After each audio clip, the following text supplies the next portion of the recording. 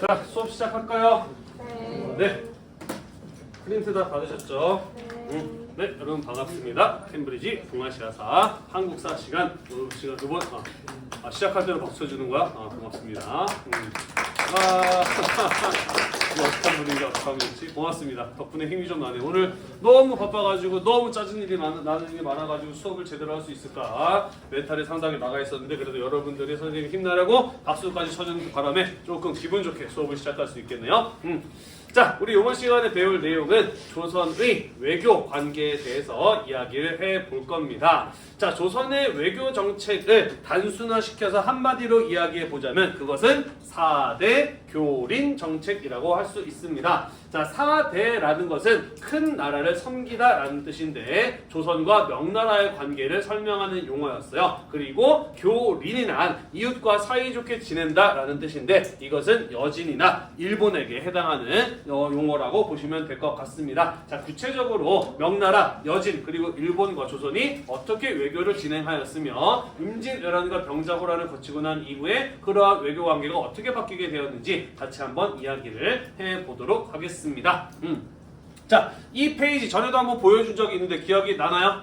네, 조공과 책봉이라고 하는 외교의 형식에 대해서 설명을 한 적이 있습니다. 그죠? 자, 동아시아 지역에서 대표적인 외교 활동으로 활용되었던 관계, 그게 바로 조공, 책봉 관계라고 하는 것이에요. 대체로 힘이 약하고 작은 나라가 크고 강한 나라에게 정기적으로 외교 사실을 보내면서 예의를 갖춘 선물을 보내는 행위를 일컬어 무엇이라고 하냐면은 조공이라고 이야기를 해요. 자, 그러면 강대국의 경우에는 그 대가로 무엇을 해주기도 하느냐? 첫 번째, 책봉을 해줍니다. 책봉이란 너를 그 지역의 지배자로 내가 인정하겠어 라고 하면서 무슨 왕이라든지 무슨 장군과 같은 이 관작을 내려주는 행위를 가지고 책봉이라고 이야기를 합니다. 무슨 말인지 이해가 되나요? 네, 그와 더불어서 선물을 받았기 때문에 뭘 해줘야 되느냐? 답례품을 줘야 돼요. 여기서 조공을 받은 나라가 조공을 바친 나라한테 답례품을 돌려주는 것을 가지고 회사라고도 이야기를 해요. 자, 대체로 이러한 관계가 동아시아 국가들 사이에서 맺어졌었는데 보통 조공을 받고 책봉을 해주는 나라는 중원의 왕조, 중국의 나라들이었다라는 것이고요. 보통 조공을 바치고 책봉을 받는 나라들은 그 주변의 국가와 민족들, 한국이라든지 일본이라든지 베트남과 같은 이런 나라들이었다라고 보시면 될 것 같습니다. 자, 도대체 이러한 행위들을 왜 하느냐? 분명한 자기 나라의 이익이 있기 때문이다라고 보시면 될 것 같아요. 자, 일단은 큰 나라 입장에서는 주변에 약하고 작은 나라와 민족이 자기에게 예의를 갖춘 선물을 정기적으로 보내주기 때문에 나를 크고 강한 나라로 인정해 주는 겁니다. 그죠? 이것을 통해서 강대국으로서의 자존심을 챙길 수 있었다라는 것이에요. 두 번째, 예의를 갖춘 선물을 바쳤다고 해서 완전히 얘네가 나한테 복종하겠어 라는 것까지는 아닐 수 있습니다만은 적어도 얘네가 우리랑 뭐 할 생각은 없구나, 싸울 생각, 전쟁할 생각은 없구나 라는 것은 확인할 수 있어요. 그죠? 그래서 조공과 책봉의 관계를 통해서 영토의 주변 지역을 변방에 안정시키는 효과를 거둘 수 있었다라는 것입니다. 나아가서 주변의 왕들로부터 예의를 갖춘 선물을 받은 황제는 자기 나라 백성들에게 과시할 수 있어요. 무엇을? 나 이렇게 대단한 사람이야. 주변의 왕들이 나에게 이렇게 예의를 갖춘 선물들을 바치고 있어 라고 하는 것을 과시함으로써, 그렇죠? 국내적으로 황제의 권위를 높이는 효과를 거둘 수가 있었다라는 것입니다. 무슨 말인지 이해가 되시나요? 네. 자, 그렇다면은 조공을 바치는 나라, 책봉을 받는 나라는 어떠한 효과를 거둘 수가 있었느냐? 자, 이렇게 생각하시면 돼요. 여러분들이 어린이날 부모님한테 받은 선물이 비쌌던가요? 어버이날 부모님께 드렸던 선물이 비쌌던가요? 받은 게 더 비쌌죠. 그죠? 마찬가지라고 보시면 돼요. 강대국 입장에서 뭐가 중요하기 때문에? 자존심이 중요하기 때문에, 그죠? 작고 약한 나라가 자기한테 선물을 보냈으면은 우리 이런 거 정도 별거 아니야. 우리나라도 충분히 많고 세고 셌어. 하지만 고맙게 받을게. 우리나라는 너네보다 훨씬 크고 강한 나라이기 때문에 이런 거보다 더 큰 선물을 줄 수 있어 라고 하는 것을 조공을 바친 나라에게 보여주어야 자기의 자존심을 챙길 수가 있겠고 앞으로도 계속 조공을 바칠 거 아니에요. 그죠? 네, 그래서 조공으로 바치는 물건보다 담례로 받는 것이 훨씬 더 값어치 나가는 것들이 많았다라는 겁니다. 따라서 조공을 바침으로 인해서 약소국의 경우에는 경제적인 이익을 얻을 수가 있었다라는 것이죠. 이해되시죠? 네, 뿐만 아니라 담례로 돌아오는 거에는 금이나 은과 같이 값 나가는 것들 뿐만 아니라 책이라든지 발명품과 같이 그 나라의 문화 발전에 도움이 되는 선진 문물들도 돌려받는 경우가 있었기 때문에 선진 문물을 수용한다는 효과도 거둘 수가 있었다라는 겁니다. 이해가 되시죠? 자, 마찬가지의 이유에서 국내적인 정치에서도 도움이 됩니다. 왕은 자기 나라 백성들에게 스스로를 과시할 수 있어요. 뭐라고? 나는 누가 인정해줬다? 저 크고 강한 나라의 황제가 나를 이 땅의 지배자로 인정해줬어 라는 사실을 백성들에게 과시함으로써 왕의 권위를 높일 수 있는 것이고요. 주변에 중국으로부터 인정받지 못했던 다른 국가와 민족들에게도 우리 걔네가 인정해준 나라야 라는 식으로 과시를 함으로써 국제적인 지위도 높일 수 있는 효과를 거둘 수 있는 관계가 바로 조공과 책봉이라는 관계다라는 것이에요. 이해가 되나요? 네, 다시 말해서 이러한 형태의 외교를 하는 이유는 양쪽 모두 얻는 분명한 이익이 있기 때문이다라는 것이에요. 이해가 되시죠? 자, 그래서 이러한 관계가 대략 기원전 2세기 중국의 한 왕조 시기부터 주변 국가와 민족과의 관계에 적용되기 시작하면서 서양 세력들이 들어와서 근대적인 조약이라고 하는 것을 맺기 이전까지 동아시아의 대표적인 외교 형태로 활용된 것이 바로 이 조공과 책봉의 관계다라는 것이에요. 넘어가도 될까요? 네, 자, 그래서 원나라를 몰아내고 중국을 장악하고 새롭게 형성된 명나라의 경우에는 과거의 중원의 왕조들이 그러하였듯이 주변 국가와 민족들에게 조공과 책봉의 관계를 맺을 것을 요구하였다라는 것이고요. 조선이라든지 일본이라든지 베트남의 대월과 같은 나라들의 경우에는 명나라의 그런 요구를 받아들여서 명과 조공과 책봉의 관계를 맺게 되었다라는 것이에요. 그래서 14세기 말 15세기로 가게 되면은 명나라를 중심으로 한 조공과 책봉이 동아시아의 대표적인 외교의 형태로 자리 잡게 되었다라는 것이에요. 이해가 되시죠? 무슨 말인지?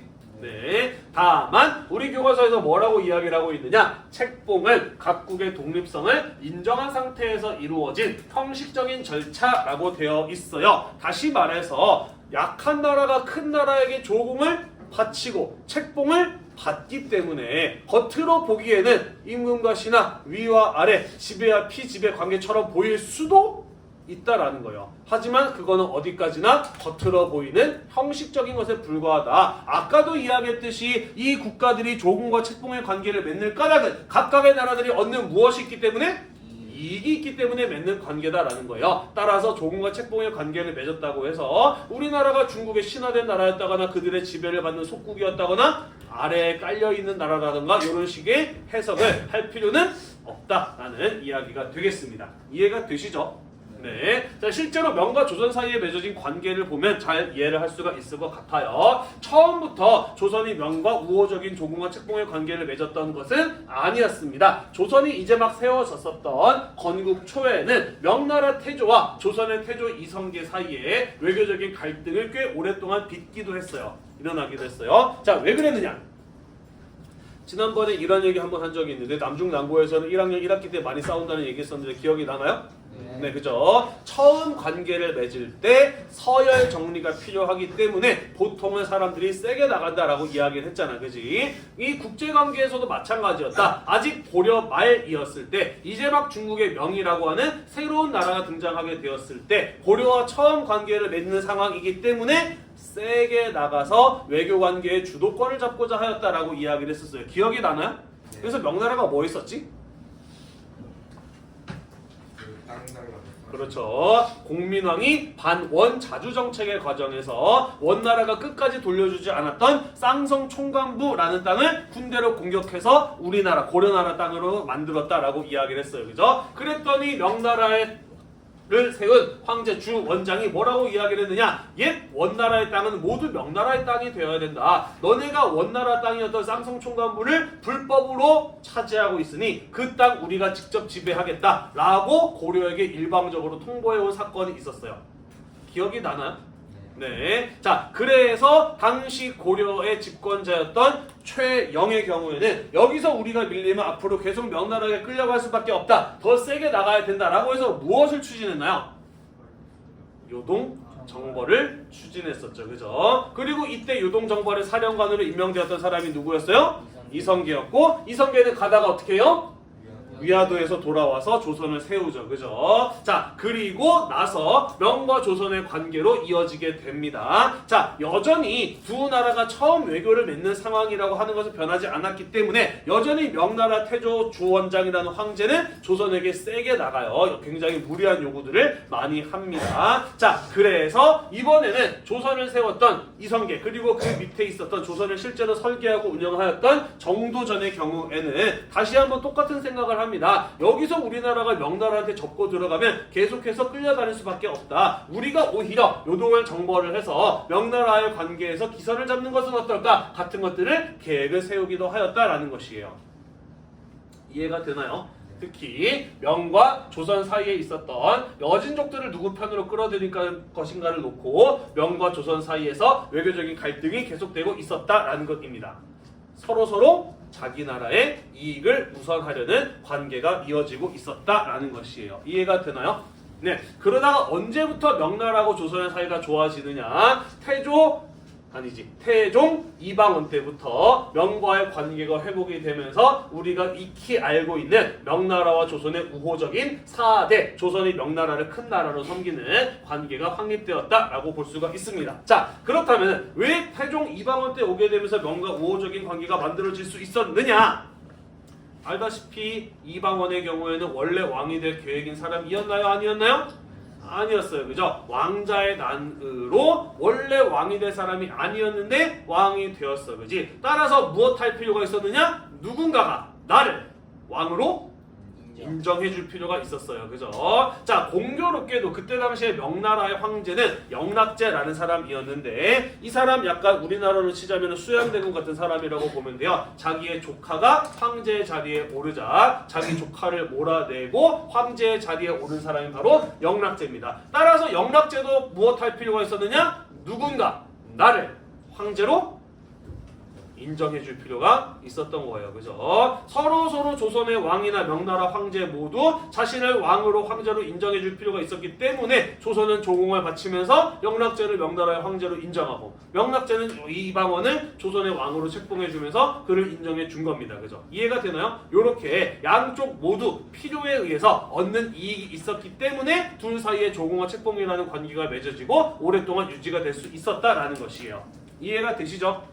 네. 자, 그래서 이후에 조선은 명나라에게 조공사절을 보내고 조공 물건을 보내고 명나라의 연도 앞에 붙이는 이름을 사용을 하는 모습을 볼 수가 있습니다. 실제로 조선시대 때 남겨졌던 역사적인 기록들을 보면은 전부 다 명나라 연호를 쓰고 있어요. 영락 몇 년에 블라블라한 일이 있었다 이렇게 쓰고 있거든요. 세계의 기준을 명나라로 보고 있는 거, 명과 조공과 책봉의 관계를 맺었기 때문에 나타나는 모습이라고 이해를 하시면 될 것 같아요.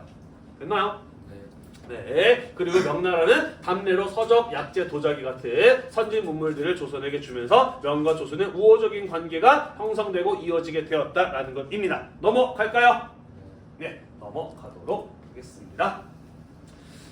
자, 그래서 우리 먼저 4대 교린 가운데 4대 관계에 대해서 먼저 한번 이야기를 해보았습니다. 두 번째로 교린 관계에 대해서 이야기를 해보도록 할게요. 교린이란 여진이나 일본과의 관계에 적용하였던 조선의 외교 방식을 의미한다라고 이야기를 하였어요. 자, 이 여진과의 관계에서의 핵심은 무엇이었냐면 그들의 약탈을 방지하면서 북방 지역을 개척하는 것이었다라고 되어 있습니다. 자, 여진의 경우에는 만주 지역에 살고 있었던 수렵과 유목을 동시에 하는 민족이었어요. 사냥과 가축을 기르는 게 그들의 주된 경제 활동이었다라는 것이지. 다시 말해서 이 여진족들이 살던 만주 땅은 굉장히 거칠고 험한 땅이었어. 그들이 생활에 필요한 물건들을 충분히 구할 수 있는 곳이 아니었다라는 거죠. 따라서 이들은 부족한 물자를 구하기 위해서 가끔씩 조선으로 내려와서 침략과 약탈을 행했던 겁니다. 이해가 되나요?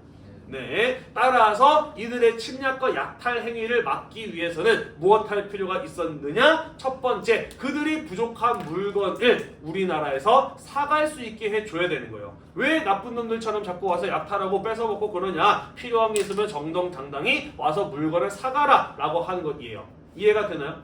따라서 이 여진의 침략과 약탈을 방지하기 위해서 북방 지역에 무역소를 설치해 주어서 비록 그들이 원하는 만큼 다 무역을 허용하는 것은 아니었지만 제한된 형태의 무역이었지만 무역을 통해서 그들의 생필품 같은 것들을 얻고자 하는 회유, 달래는 방법을 쓰기도 하였다라는 것이에요. 그럼에도 불구하고 여진이 와서 침략과 약탈을 행할 경우에는 조선 역시 군대를 동원해서 그들을 강력하게 토벌하는 때려잡는 모습을 보였다라는 것이죠. 이해가 되시죠? 나아가서 이들의 이러한 침략과 약탈 행위를 방지하기 위해서는 완충지대를 만들 필요가 있었어. 나라를 좀 더 안전하게 보호하려면 얘네들이 넘어오지 못하게 좀 더 북쪽의 땅을 우리나라 조선의 땅으로 만들 필요가 있었다라는 것이죠. 이해가 되시죠? 자, 그래서 세종 때 국내 정치가 안정이 되었을 때 최윤덕이라는 사람을 보내서 원래 조선의 국경 고려 말 때부터 요렇게였는데 이 최윤덕 장군을 보내서 요 지역을 개척해서 우리나라 땅으로 만듭니다. 그리고 거기에 4개의 행정구역 4군을 설치하였다라는 것이고요. 마찬가지로 세종 때 김종서라는 사람을 보내서 요쪽 지역을 우리나라 땅으로 편입하게 만들고 거기에 6개의 군사시설 6진을 설치하였어요. 그래서 4군과 6진의 개척이 세종 때 이루어지게 되면서 오늘날 우리가 알고 있는 한반도의 모습이 만들어지게 되었다라는 것이에요. 이해가 되시죠? 자, 그리고 이 지역의 여진족들이 쳐들어왔을 때 그들의 침략과 약탈을 막기 위해서는 이 지역에 군대를 유지해야 되고 군대를 유지하기 위해서는 이 지역의 사람들이 거주하면서 생산활동을 하면서 그 지역의 방어에 필요한 물건이나 식량 같은 것들을 만들어낼 수 있어야 돼요. 그렇지 않나요? 네. 자, 그래서 어떻게 했느냐? 자, 원래 여기 여진족들이 왔다 갔다 하는 지역이어서 사람들이 많이 살던 지역이었을까 아니었을까? 거의 빈 땅에는 다름이 없어요. 그죠? 따라서 이 지역의 군대를 유지하면서 이 지역의 유지에 필요한 비용을 생산해내기 위해서는 이 지역의 사람들을 살게 만들 필요가 있었다라는 것입니다. 이해가 되시죠? 근데 척박한 땅이라서 사람들이 잘 안 살려고 하니까 어떻게 했느냐? 우리나라는 대체로 남쪽에 평야가 많고 농사를 많이 짓는 땅이었잖아요. 농경 지역이었잖아요. 그래서 남부 지역의 주민들 가운데 땅이 없는 사람들한테 너네 북쪽으로 이사가지 않을래? 북쪽으로 이사가면 너네들이 살 수 있는 땅도 주고 집도 줄게 라고 해서 남부 지역의 주민들을 북부 지역으로 이주시키는 이러한 정책 같은 것들이 이루어지기도 하였다라는 것이고요. 사람들이 그래도 이런 지역에 잘 살려고 했을까? 잘 안 살려고 했을까? 잘 안 살려고 해요. 그래서 어떠한 우대도 해주느냐? 토착민을 토관으로 임명하기도 합니다. 요게 뭔 소리냐? 자, 조선시대 때에는 모든 지방에 지방관이 파견이 되었어요. 배운 기억나나요? 네. 그리고 지방관이 파견될 때 적용되었던 원칙이 하나 있어. 3글자. 서로 피한다는 뜻인데. 상피제라고 하는 거 있었어요. 그죠? 자기 출신 지역에 지방관으로 임명될 경우에 부정과 부패를 저지를 위험이 있기 때문에 자기 고향이 아닌 지역으로 지방관을 임명하는 게 상피제라고 하는 것이었어요. 배운 기억 나시죠? 자, 그런데 이 지역에는 사람들이 잘 안 살려고 하고 또 안 가려고 하니까 그 지역에 살던 사람을 그 지역에 대한 통치의 책임을 맡기는 이런 토관이라고 하는 것을 임명하여서 이 지역을 다스렸다라는 소리가 되겠어요. 이해가 됐나요? 넘어가도 될까요?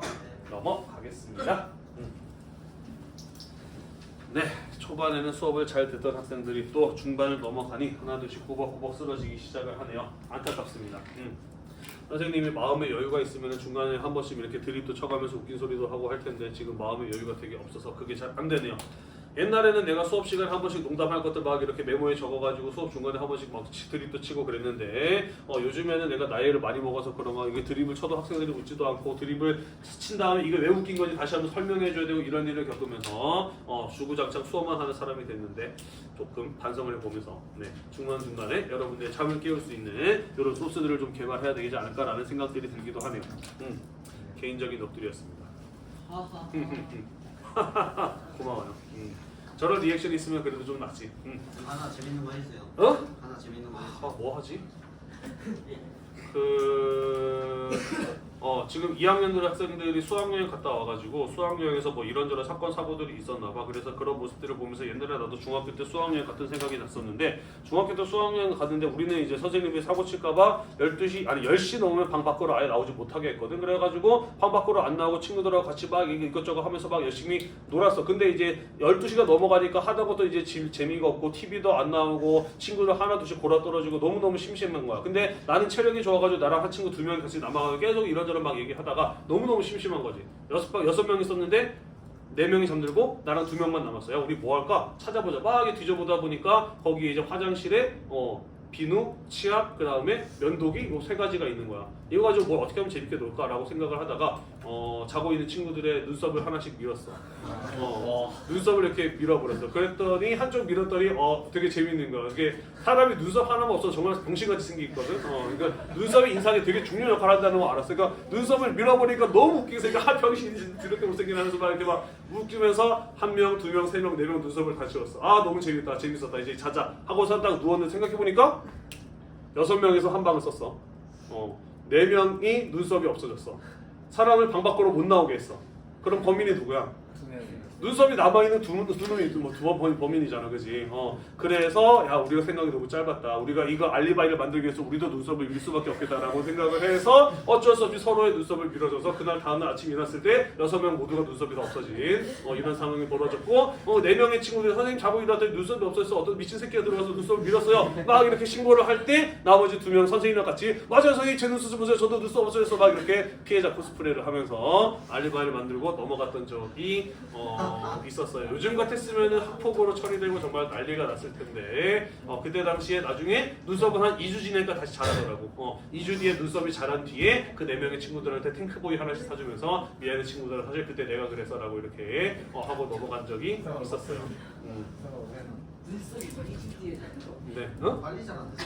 생각보다 빨리 자라 눈썹은. 그래야 되는 거 아니에요? 그렇게 한 달까지는 안 걸렸던 것 같은데 의외로 금방 자랐던 것 같아요. 네, 가끔가다 이렇게 써먹을 만한 것들이 있었는데 지금 다 생각이 안 나네. 나중에 생각나면 중간에 한 번씩 쳐보도록 할게요. 넘어갑시다. 자, 주변 국가의 교린 관계, 일본과의 관계를 이어서 살펴보도록 하겠습니다. 자, 일본과의 관계에서도 조선이 신경 쓴 부분은 어떻게 하면은 이들의 침략과 약탈을 막을 수 있는가에 있었다라는 것이에요. 자, 왜 그러면은 일본은 외구라고 하는 해적이 발생을 하였으며 그들이 조선을 침략하고 약탈을 하였느냐? 자, 일본의 외구가 발생했던 이유는 여러 가지가 있습니다만은 그 가운데 하나만 이야기해 보자면 사실 주로 조선을 침략하고 약탈을 또 외구들은 어디를 중심으로 활동을 하고 있었느냐? 쓰시마의 근거지, 대마도의 근거지를 두고 조선을 침략하고 약탈을 하고 있었어요. 이 대마도라는 섬의 경우에는 크기도 얼마 크지도 않지만 사실 굉장히 땅이 거칠고 척박한 땅이기 때문에 여진과 마찬가지로 이 섬에 사는 사람들은 먹고 살기 위한 식량 같은 것들을 스스로 생산해내기 어려운 환경에 처해 있었다라는 것이죠. 따라서 이 대마도가 살아갈 수 있는 방법은 2가지예요. 조선과 교육을 통해서 살아가거나 아니면 약탈하거나 둘 중에 하나밖에 없었다라는 것이죠. 자, 그래서 이 스시마 섬을 중심으로 활동하는 왜구들이 조선을 침략하고 약탈하는 일들이 종종 벌어지게 되자 고려 말부터 있었어요. 계속해서 이어지게 되자 마찬가지로 세종 때 이종무 같은 사람을 보내서 대마도의 왜구들을 때려잡는 토벌하는 이러한 어떤 일들을 벌이기도 하고요. 괘씸한 그들과의 교역을 중단시켜버리는 이러한 모습을 강경한 모습을 보이기도 하였다라는 것이죠. 자, 하지만 선생님이 아까 이야기하였듯이 이 스시마라고 하는 섬이 척박한 땅인 한 때려잡는다고 한들 시간이 지나면 또 다시 물자가 부족해질 것이고 조선을 침략하고 약탈하는 일이 벌어질 거였다라는 것이죠. 따라서 침략과 약탈을 막기 위해서는 그들이 필요로 하는 무역에 대한 욕구를 해소시켜줄 필요가 있었다라는 것이에요. 이해가 되시죠? 자, 그러한 일본층의 요청을 받아들여서 이 스시마와 가까운 남해안의 3군데 항구를 열어주게 됩니다. 바로 부산포, 제포, 연포예요. 오늘날 부산, 창원, 울산에 해당하는 지역이라고 보시면 되겠습니다. 조선시대 때 원래 부산의 이름이 부산이 아니었던 거 알고 있나요? 원래는 뭐였게? 원래는 동래라고 불리는 곳이었어요. 그리고 거기에 설치된 항구의 이름이 부산항이었거든. 그런데 부산항의 이름이 더 유명해지게 되면서 오늘날은 그냥 부산이라고 부르게 되죠. 자, 아무튼 그래서 세 군데의 항구를 열어주어서 와서 교육을 할 수 있게 허락을 해줬습니다. 그렇게 대마도를 다스리는 자 대마도주와 조선 사이에 맺어진 계약, 조약이 바로 계해약조라는 것이에요. 다만 조선이 이들에게 무역을 허용해 준 것은 어디까지나 외부의 침략과 약탈을 막기 위해서 허용해 주는 입장이었기 때문에 이 사람들이 아무 때나 와서 자기들이 원하는 만큼 물건을 사갈 수 있도록 허용해 주는 무역이 아니라 조선 정부가 허락해 준 만큼만 사갈 수 있는 제한된 형태의 교역이 허용되었다라는 것이에요. 이해가 되시죠? 네. 자, 그래서 조선은 삼포에 일본 사람들 여기 와서 여기 넘어가지 마, 여기까지만 와서 먹고 살고 하면서 장사해 라고 할 수 있는 공관을 허용해 줬어요. 그런 것들을 가지고 외관이라고 불렀습니다. 그래서 이 부산포, 제포, 연포에는 일본인들이 와서 먹고 살고 하면서 교육할 수 있는 공간이 만들어졌으니 그것을 외관이라고 했고, 이 외관을 중심으로 교육을 하면서 필요할 때 서로 외교 사신을 보내면서 교류를 하고 있었다라는 것이에요. 그런데 이 외관을 통해서 무역을 하는 게 돈이 된다는 사실을 알았던 많은 일본인들이 몰려들게 됩니다. 그래서 원래 조선 정부가 허용해 주려고 했던 범위보다 더 많은 지역에서 더 많은 무역이 이루어지게 됨에 따라 조선 정부의 부담이 커지게 돼요. 그래서 조선 정부가 뭐야? 우리 요만큼만 하라고 했는데 왜 이렇게 너네 범위를 넘어서지? 라고 하면서 일방적으로 다시 그 영역을 축소시키는 이런 조치를 취하게 됩니다. 그러자 일본 사람들 지금까지 우리가 여기 와서 먹고 살고 하면서 장사할 때 아무 말 안 하다가 왜 니네 일방적으로 마음대로 우리를 이렇게 탄압을 하지? 우리를 너무 우습게 여기서 그런가? 우리가 만만하지 않다는 걸 보여주자! 라고 하면서 이 삼포에 살고 있는 일본인들을 중심으로 폭동이 일어났어요. 그게 바로 1510년에 있었던 삼포외란이라고 하는 사건이었습니다. 물론 조선 정부에 의해서 진압이 됩니다만은 이후에 다시 대마도의 요청에 의해서 교역은 허용이 되는데 임진왜란 이전까지 이때보다 훨씬 더 축소된 계약조 때보다 훨씬 더 축소된 형태의 무역만이 허용되기도 하였다. 참고적으로 알아두시면 될 것 같고요. 그 외에도 조선은 태국이나 인도네시아, 동남아시아, 류큐 같은 이런 주변 국가들과도 가끔씩 교류를 이어가고 있었다라는 소리가 되겠습니다. 넘어갈까요? 네, 넘어가도록 하겠습니다.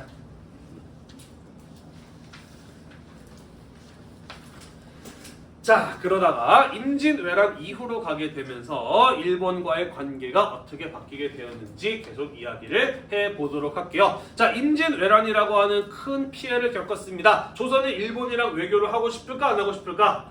당연히 괘씸하고 안 하고 싶을 거예요. 그죠? 그래서 임진왜란 이후에 조선과 일본 사이의 외교는 중단되었습니다만은 에도 막부의 요청에 의해서 다시 외교가 이루어지게 됩니다. 에도 막부 혹시 수업 시간에 얘기를 했던가? 네. 한 사람도 있고 안 한 사람도 있나요? 네.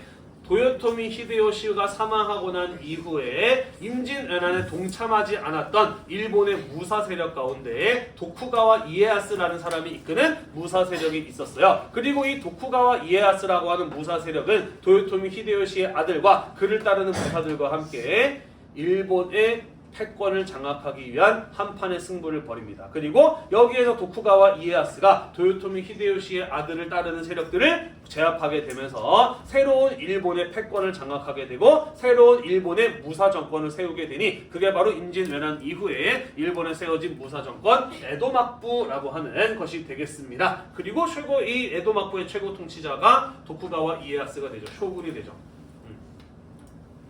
자, 그리고 이 대마도의 경우에는 아까도 이야기하였듯이 조선과의 교육이 없으면 살아가기 어렵기 때문에 에도막부에게 조선과의 외교와 교육을 재개해 줄 것을 요청하였고, 그렇게 에도막부도 조선과의 교육의 필요성을 느끼면서 다시 조선 정부에게 외교하자, 무역하자 라고 요청을 해왔던 것이죠. 자, 여기서 도쿠가와 이에야스는 히데요시와의 차별성을 강조합니다. 아까도 이야기하였듯이 도쿠가와 이에야스는 도요토미 히데요시가 임진왜란을 일으켰을 때 단 한 명의 무사도 조선 땅에 보내지 않았던 사람이거든요. 물론 자기의 이익 때문에 그렇겠습니다만은. 자, 그래서 나는 히데요시와 다르다. 나는 임진왜란 때 그 땅에 한 번도 나의 부하를 보낸 적이 없는 사람이다. 나랑은 믿고 외교하고 교육해도 된다. 라고 조선 정부를 설득을 합니다. 자, 사실 조선 정부는 그다지 이들과 다시 외교와 무역을 재개하고 싶지 않았습니다만은 지금 임진왜란이 끝나고 난 이후에 만주에서 여진족들이 후금을 세우고 빠른 속도로 성장을 하고 있었기 때문에 언제까지 일본에게 신경을 쓰고 있을 수만은 없는 상황이었어요. 뿐만 아니라 임진왜란을 통해서 조선 정부가 반성한 게 있습니다. 뭐냐? 지금까지 일본을 너무 몰랐다는 거죠. 우리는 때때로 일본과 교역이나 외교를 하면서 쟤네들이 어떤 일이 벌어지고 있는지 또다시 우리나라를 침략하지를 않는지 우리가 조금 정보를 입수할 필요가 있겠구나라는 것을 생각을 하게 돼요. 자, 그래서 에도 막부의 요청을 받아들여서 둘 사이에 다시 외교와 무역을 하기로 조약을 맺었으니 그게 바로 1609년에 맺어진 기유약조라고 하는 것이 되겠습니다. 마찬가지로 제한된 범위 내에서만의 무역을 허용을 했고요. 3포 가운데 오직 부산포에서만 교역을 할 수 있도록 허용을 해주기도 하였다라는 것이에요. 아무래도 전쟁을 겪고 난 다음이다 보니까 이전보다 더 무역의 규모는 축소되고 아무래도 관계가 조금 서먹할 수밖에 없죠. 자, 기후약조가 맺어질 때쯤 해서 에도 막부 측에서 조선 정부에게 외교 사절을 보낼 것을 요청해 옵니다. 이유는 두 가지였어요. 조선의 선진 문물을 수용하고자 하는 것이었고요. 막부의 새로운 통치자, 새로운 쇼군, 우리나라 치자면 왕이죠. 쇼군이 즉위할 때 조선 정부에서 외교 사절을 보내줌으로써 우리 쇼군은 조선도 인정한 사람이야 라고 하는 것을 일본 백성들에게 보여주기 위해서 조선 정부에게 외교 사절을 보낼 것을 요청을 해 옵니다. 자, 그리고 아까 선생님이 이야기하였듯이 일본에 대해서 조선 정부도 어느 정도 파악할 필요가 있구나 라는 것을 알게 되면서 이 일본이 요청해왔던 외교 사절을 보내게 되어 이때 파견되었던 외교 사절을 무엇이라고 하냐면 조선 통신사라고 합니다. 사실 임진왜란으로 조선은 자존심이 크게 꺾였어. 지금 우리 조선보다 한참 떨어진 나라라고 생각을 했었던 일본이 한반도를 쑥대밭으로 만들었잖아요. 그죠? 그래서 임진왜란 이후에 조선은 이 꺾였던 자존심을 어떻게든 회복하고 싶었습니다. 우리가 일본보다 뛰어난 것은 문화다라고 판단을 한 거예요. 그래서 문화적 우월성을 강조함으로써 그들에게 선진 문물을 전파하는 한편 조선이 무너졌던 자존심을 챙기고자 하였다라는 것이죠. 이해가 되나요? 네. 그래서 조선통신사 어떤 사람들이 주로 파견되었을까? 글씨를 잘 쓰는 사람, 그림을 잘 그리는 사람, 말을 잘하는 사람, 학문적 수준이 높은 사람, 이런 사람들로 뽑혀가지고 통신사로 파견이 되었어요. 지금도 이 조선통신사가 지나갔던 지역들에는 그들이 남겼던 글과 그림들이 많이 남아 있습니다. 조선의 통신사가 와서 써줬던 글과 그림이 일본 사람들이 보기에는 굉장히 값어치가 나가는 것들로 귀한 것들을 여겨졌기 때문인 것이죠. 이해가 되나요? 네, 그래서 총 12번 정도 파견되었던 통신사는 일본에서 국가의 손님, 국빈으로 대우를 받으면서 조선과 일본을 왕래하는 외교사절이자 문화전파의 사절의 역할을 하였다라고 볼 수가 있겠네요. 넘어가도 될까요? 네, 마지막 페이지로 넘어가 보도록 하겠습니다. 자, 임진왜란과 그리고 병자호란이 지나고 난 이후에 청나라의 관계에 대해서 이야기를 해보도록 할게요. 자, 알다시피 병자호란 이후에 내가 이거 얘기 안 했나? 병자호란 이후에 청나라가 명나라를 무너뜨리고 중국을 지배하게 되죠. 그러면서 명나라에서 청나라로의 왕조의 교체가 이루어지게 됩니다. 자, 그런데 봅시다. 사실 조선은 유교 성리학 국가였고요. 유교 성리학 국가에서는 명나라와 같은 한족의 왕조를 중화, 세계의 중심, 세계에서 문화가 가장 뛰어난 사람들이라고 생각을 했고 그 외 나머지 민족들은 전부 다 뭐라고 생각했느냐? 오랑캐라고 생각을 해왔다는 것이죠. 그래서 명나라가 중화, 세계의 중심, 가장 우수한 민족, 그리고 그들로부터 문화를 이어받은 우리 조선이 넘버 2, 그리고 나머지 민족들은 우리보다 수준이 떨어지는 오랑캐라고 생각을 해왔단 말이야. 자, 그런데 우리보다 수준이 떨어진다고 생각해왔던 오랑캐한테 어떻게 됐어요? 병자호란 때 깨졌어요. 깨지고 무릎 꿇고 항복하고 임금과 신하의 관계를 맺었어요. 그죠? 이것은 사실 유교 성리학 국가인 조선에서 조선 사람들에게 대단히 충격적이고 굴욕적인 사건이 아닐 수가 없었다라는 것이죠. 이해가 되시죠? 자, 그래서 우리 아직 지지 않았어. 우리의 판단이 틀리지 않았어. 우리는 그들보다 여전히 우월한 사람임을 증명할 수 있어. 라는 차원에서 조선 효종 때부터 북벌 운동이 추진이 됩니다. 청나라를 정벌해서 잘못된 것을 바로잡고 임진왜란 때 우리를 도와주었던 명나라에 대한 의리를 갚자라는 주장이 바로 북벌론, 실질적인 그런 움직임을 가지고 북벌 운동이라고 이야기를 하는 거예요. 이해가 되나요? 왜 북벌이라 그럴까? 청나라는 우리나라보다 북쪽에 있으니까, 그죠? 북쪽을 정벌하자라는 의미에서 북벌운동이라고 이야기를 한 겁니다. 자, 그러면서 실제로 군대를 양성하기도 하고요. 선거를 수리하면서 뭔가 추진이 되는 모습을 보이기는 합니다. 자, 그런데 실제로 조선이 청나라랑 전쟁을 했을까 안 했을까? 청을 향해서 총 한 발 쐈을까 안 쐈을까? 안 쐈다라는 거죠. 왜? 싸우면 누가 이길 게 뻔하니까. 청나라가 워낙 국력이 강력했어요. 실제로 청나라의 경우에는 조선 사람들의 예상과는 달리 명나라가 일으켜 놓았던 문화와 경제적 수준을 흡수해서 명나라 때보다 더 뛰어난 경제적, 문화적, 군사적 성장을 이뤄내는 모습을 보였거든. 따라서 바보가 아닌 이상 조선이 청나라랑 싸워서 이길 수 없다는 사실은 분명히 다들 알고 있었다는 거죠. 그럼에도 불구하고 북벌운동을 왜 추진했느냐? 명분이 중요하니까. 유교 성리학적인 명분이 중요하니까 우리 아직 짓지 않았어. 언젠가 싸워서 이길 수 있어. 라는 것을 겉으로 내세워서 자존심을 챙길 필요가 있었기 때문이고요. 효종 역시 실제로 청나라랑 싸우기 위해서였다라기보다는 청나라랑 싸운다라는 것을 명분으로 군대와 제도를 정비하면서 왕권을 강화하고 통치체제를 정비하기 위한 수단으로 활용한 것으로 보아야 한다라는 소리가 되겠습니다. 무슨 소리인지 이해가 되시죠? 네, 다만 아까 선생님이 이야기했죠. 조선시대 때 유교 성리학적인 사고에서는 명나라가 넘버1, 조선이 넘버2, 나머지는 넘버3, 오랑캐라고 생각을 하고 있었다라고 이야기를 했어요. 그죠? 하지만 청나라가 오랑캐인데 그들이 중원을 지배하게 되었고 명나라 때보다 더 뛰어난 국력과 문화적 수준을 이룩했다고 해서 조선이 그들을 새로운 중화로 인정했다 안 했다? 안 했다라는 것이죠. 하지만 중화는 현재 명나라는 사라진 상황이야, 그지? 그러면 명나라에 이어서 넘버2였던 우리 조선이 이제 세계의 중심, 세계에서 가장 문화가 뛰어난 중화 아니야? 라는 이런 생각이 나타나게 됐어요. 우리는 그런 걸 가지고 조선이 중화 문명의 후계자라고 자부하는 조선중화주의라고 이야기를 합니다. 또는 소중화주의라고 이야기를 하는데 이런 생각을 하기도 하였다라는 거예요. 일종의 정신승리죠.